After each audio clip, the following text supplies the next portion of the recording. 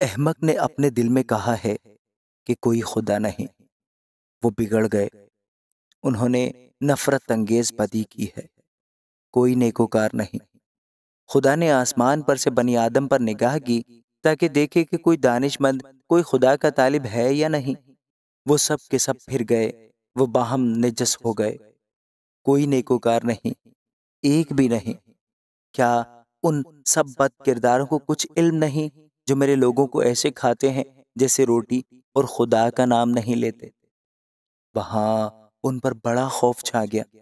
گو خوف کی کوئی بات نہ تھی، کیونکہ خدا نے ان کی ہڈیاں جو تیرے خلاف خیمہ زن تھے بکھیر دیں۔ تو نے ان کو شرمندہ کر دیا، اس لیے کہ خدا نے ان کو رد کر دیا ہے۔ کاش کہ اسرائیل کی نجات صیون میں سے ہوتی۔